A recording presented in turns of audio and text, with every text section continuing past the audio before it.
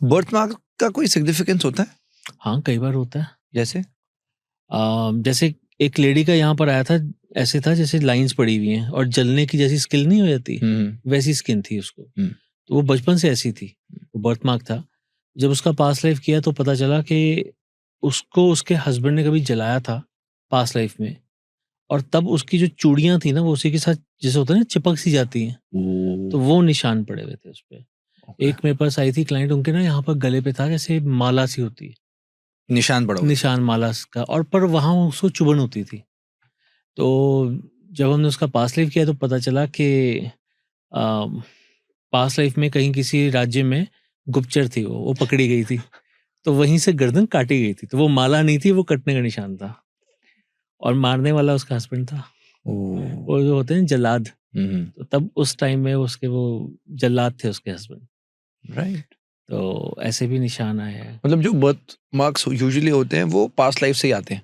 देखो बहुत सारे आते हैं, बहुत सारे नहीं भी आते। अब जैसे फॉर एग्जांपल कभी किसी की डिलीवरी के टाइम पे भी कहीं पे ना प्रेशर पॉइंट पड़ जाते हैं, तो जैसे कईयों के ना चेस्ट पे कुछ अजीब से निशान से बन जाते हैं, तो वो होते हैं डिलीवरी के टाइम के। ठीक है, तो वो एक अलग चीज होती है। जैसे किसी को चोट लगी, एक्सीडेंट हुआ है, तो वो मार्क लग गया, दैट इज बट देखो जो बच्चा पैदा ही उस निशान के साथ हुआ है वो आइडेंटिफाई करना मुश्किल हो जाता है कि डिलीवरी की वजह से हुआ है या ये बर्थ मार्क लेके पैदा हुआ है। कैसे पता लगता है? नहीं, फिर वो सेशन करके पता चलता है। अब जैसे फॉर एग्जांपल जैसे होता है ना, एक खींचा जाता है बच्चे को, जैसे सिजेरियन होता है, तो उस टाइम में हो सकता है उस उंगली के कोई निशान प्रेशर पड़ जाए, प्रेशर पड़ गया। अब अमूमन क्या होता है कि लोग कहते हैं कि हमारे यहाँ पर निशान है। अब मैं तो नहीं बोलूंगा ना कि मेरे को ऐसी फोटो दिखाओ, कई बार होता है ऐसी जगह पे होता है, अब वो तो मैं नहीं बोल सकता, तो फिर हम सेशन ही सजेस्ट कर सकते हैं, इसमें तो और कुछ कर नहीं सकते। प्रीवियस लाइफ से वो एक रेलेवेंस मिल जाता है। हाँ। इंसान के जो शरीर में तिल होते हैं उससे क्या पता लगता है? देखो वो कई बार तो होते हैं, कुछ तिल होते हैं, जैसे अब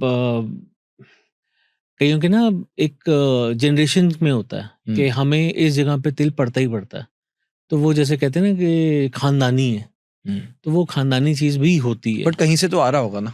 अब वो उनके ये भी तो होता है ना कई बार कि हम एक ही परिवार में जन्म लेते रहते हैं, जैसे हम कई बार कहते हैं कि हमारे ही पूर्वजों ने दोबारा जन्म लिया, तो ऐसा होता है। तो अगर वो ऐसा होता जा रहा है, जनरेशन बाय जनरेशन होता जा रहा है, एक पर्टिकुलर जगह पे कईयों के ना कान पे यहाँ पर करके तिल निकल आता है, और उनको पूछो स्पेशली कि यार ये तिल का क्या मतलब है, यार मेरे तो पूरे खानदान में ऐसे ही है, खासकर फादर साइड में। तो अगर वो फादर साइड कहते हैं तो फादर साइड यानी कि उनके फादर, उनके ग्रैंडफादर, तो वो स्पेसिफिकली दिखाते हैं 2-3 जनरेशन का। तो अगर ऐसा है तो फिर इसका मतलब कहीं ना कहीं वो दिखा रहे हैं कि उन्हीं के पूर्वज वापस आ रहे हैं, तो ऐसे कई बार हो जाता है।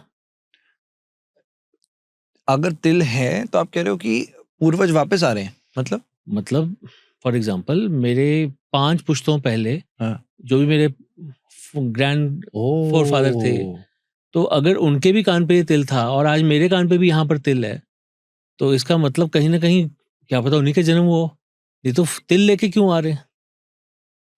तो इसका मतलब रेपिटेटिवली वो लोग आ रहे हैं, तो जिनके पीछे वो जन्म ले चुके हैं या उनकी मृत्यु हो चुकी है तो वो आ रहे हैं। पर अगर ऐसे आते हैं ना तो इसका मतलब पक्का ये होता है कि उनकी कुंडली में ना ऐसी पितृदोष नाम की चीज नहीं होती, बिकॉज़ पितृ खुश हैं तभी तो वापस आए। हाँ, in the same family, yes, obviously. तो ऐसे कई लोगों के साथ फैमिली के कुछ ट्रेड्स होते हैं। और क्या क्या कुछ थोड़ा बता सकते हैं, जैसे अलग अलग जहाँ बॉडी में जहाँ पे तिल होता है? मेरे पास एक क्लाइंट आए थे, उनका कहना था कि थाई एरिया में, थाई में पीछे की तरफ उनको ऐसा निशान है जैसे जलने का निशान है, ठीक है, और बड़ा स्टिकी सा है, जैसे स्टिकी सा होता है, चिपकने वाला होता है, वैसा कुछ है ऐसा।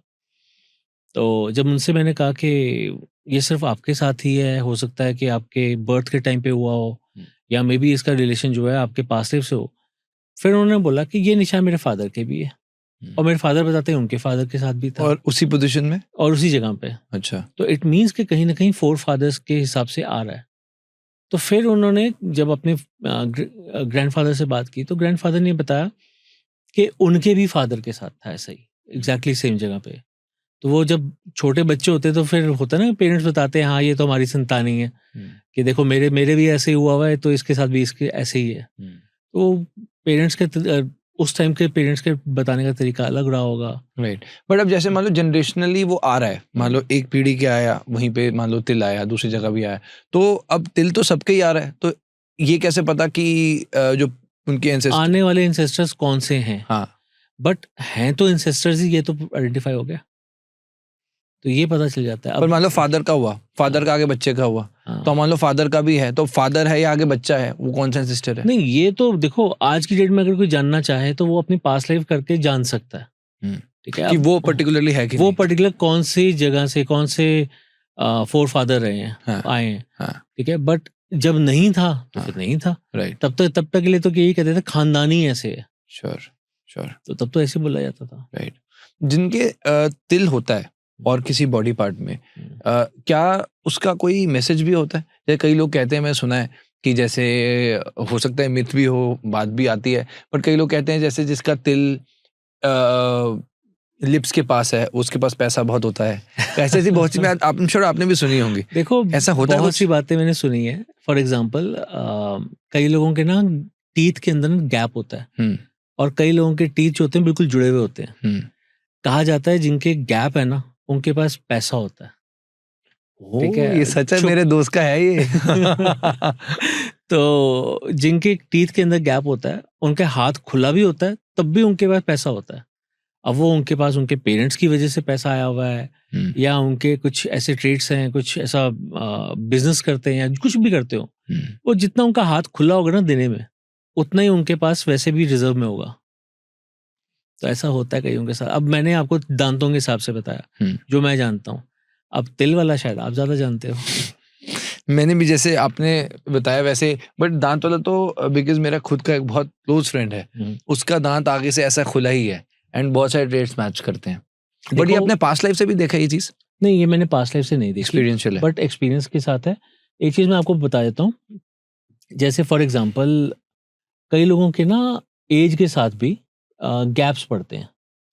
ठीक है, अब एज जैसे फॉर एग्जाम्पल 30 साल तक तो आपके दांत जुड़े हुए थे, उसके बाद आपके जो जॉ है उसमें कुछ ऐसा चेंज आता है कि आपके टीथ के बीच में गैप आ रहा है। ठीक है, अगर वो गैप आ रहा है तो कई लोगों को मैंने ऐसे देखा है कि उनके पास अब पैसा जुड़ना शुरू हो जाता है, उनके एक्सपेंसेस भी बनते हैं। एक्सपेंसेस कैसे भाई, अगर 30 साल की एज में बंदा सोचेगा तो प्रॉपर्टी बनाएगा, कुछ इन्वेस्टमेंट्स करेगा, कुछ खर्चे करेगा।